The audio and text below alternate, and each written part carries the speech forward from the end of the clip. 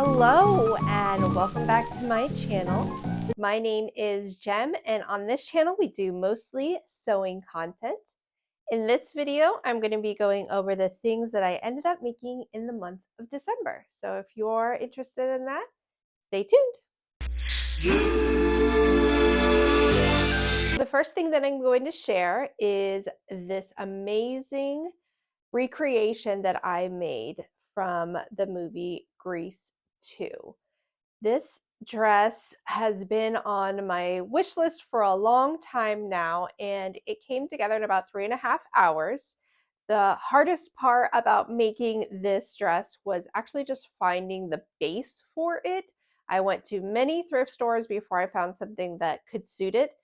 All of the things that were added onto it, I believe I got from Target, so those were a quick pickup. And then the felt on the bottom is actually just from my creative reuse store. I just got a little piece from there and was able to cut out those letters. I made a template in Canva, and it just came together super quickly. I ended up dressing it up as you see in these videos and this photos here, and just went out to my local little bar around the corner from me just to get out of the house since I had done all of this work. I didn't have any place to really wear it to, but it was fun and some of the people definitely appreciated it. The next thing that I'm going to share with you is something that I had planned on making in the month of November but didn't end up getting to it. It is actually the Clawdette skirt from Gertie's Charm Patterns. This is it here. I will show it elsewhere, but it actually came out way too big. I had special ordered this Ponte fabric on Etsy, and the fabric is really nice quality. I definitely recommend it. But I definitely made it way too big. I made it based on the measurements, and it just didn't come out well. So I can't tell if I'm bigger or smaller these days anymore, and so it's been hard to fit some things. I made a size 14 in the waist and then a size 8 on the hips, and it's definitely way too big in the waist. So we will try again next time. The next thing I'm going to share is Simplicity 1562, which is a robe pattern. It took me about 4 hours to make this one, and honestly, I hated making it. I wanted to have this in my wardrobe. I wanted it as something that just I need in my house because I don't have one. So I just figured, why not make it? And I'm just not the biggest fan of making practical things like this, I guess. So it will get used, and it came together very quickly if for some reason you want to make one. So you can try it yourself. And I made a size medium. It really literally looks like the same one on the design of the pattern. So I recommend it if you want to make a pattern, but yeah, it's pretty boring. There is actually something that I plan to make for one of my work's holiday parties, and I knew I wanted to make a nice bias cut dress that was going to be very festive and holiday inspired. Because it's like really my only event that I go to in the year that's dress up for a reason. And so I wanted to go all out. I bought a pattern, a bias cut dress pattern that I had seen online, and I made this version of it in this fabric that I had scored from a thrift store, and it came together okay. But it really just didn't fit me in very well in a way that I liked how it looked on my body.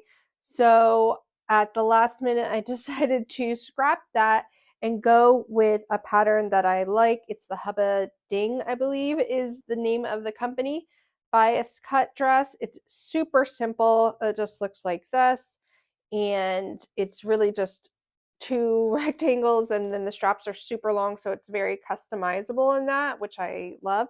I made this dress in the summer, and I really enjoyed it. The thing I didn't like about it was cutting it out. I never really made anything bias cut previously, so it's kind of annoying to cut it out. When I was making the other dress, though, they had a really cool way of how to lay out the fabric in a way where you could bias cut and cut on the fold, which was really nice. So I used that tip to make this, and I made this all in one day and got ready and everything, and it turned out great. Um, People were telling me that I looked like a mermaid, which wasn't the vibe, but I appreciated it, and it definitely came together, and I really liked it. The next one that I'm going to share with you is McCall's 8138, which is another skater style dress with a mock neck. This is my second go at this, and I really am looking for one, honestly, that doesn't have a zipper in it, so maybe I'll find that one next. But this one actually came together much better than the one that I made last month. I loved that this was a learn to sew pattern, which is similar to me to the indie patterns, kind of walks your hand through a lot of the steps, which is helpful for beginner sewers.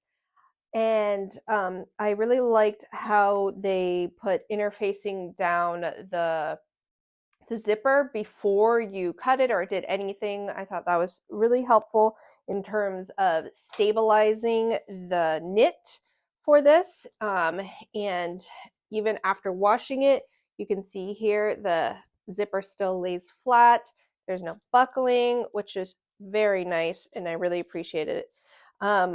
I would say this is a really easy pattern. I made this dress in 3 hours, which included cutting it out. So that is amazing. I would say I used the wrong fabric though. This is very slinky and very drapey and not the kind of vibe I want for this type of dress. I need something a little bit more stable. But other than that, I think it is a win. The next one that I'm going to share with you is McCall's 8284. I had a huge vision for this dress, and it was all based on these fabrics that I had found at my local creative reuse store.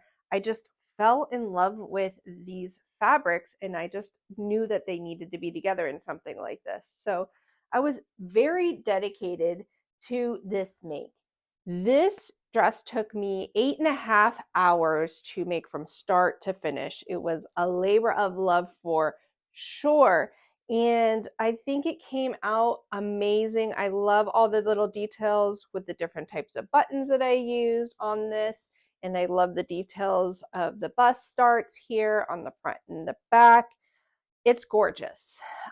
I should have known that it wasn't going to fit in my hips. My hips are much larger than this straight size that I cut out, but I've just been having such bad issues with picking the right sizes.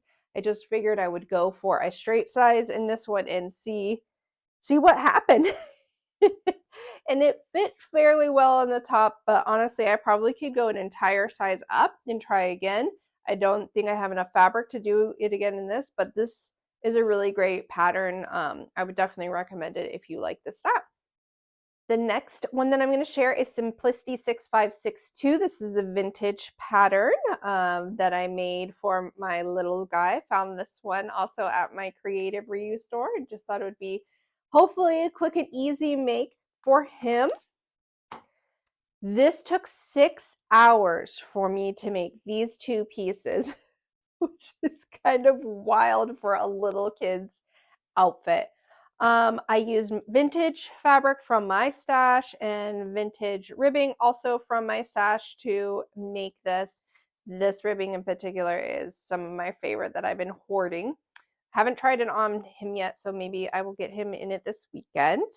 But I definitely used this ribbing on the top was way too thick for the snaps for this, so we'll see how it fits over him. And then the elastic on the bottom down here at the ankles was super fiddly to get in. It does look really nice, but it was very annoying to create this. I think I could use some more elastic in this, but I did use it based off of his measurements, so we will see how that fits. So the last thing that I have to share with you is this advent calendar that I made for my little guy. This was a labor of love for sure. Very fiddly pieces, a lot of hand sewing on the couch and watching some holiday movies while putting this together. All the fabric that I found for it was from my local creative reuse store, which I was so happy to get that secondhand, especially all of these fun colors here. He has been loving going through this every day, so it's been a win for our family, and I'm hoping that we will have it for many years to come. And there are some of the appliques that have like come loose from the sticky, I guess. So I will have to hand sew those down probably next year, but otherwise, definite success. So that is everything that I made in the month of December. Super festive, fun makes. Definitely, I'm so happy about everything that came out and I was able to wear. And I am proud of the things that don't actually fit. I still think that they look really good and they came together nicely.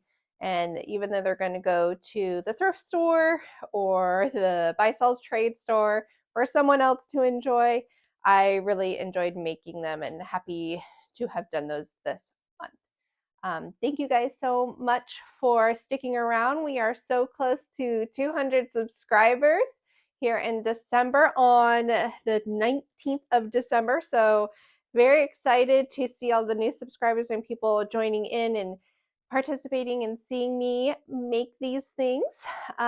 If you haven't already subscribed, consider doing that. I do make videos every Thursday and post them at 8 a.m. Pacific time. Thank you guys so much for watching, and I'll see you later. Bye. Mwah.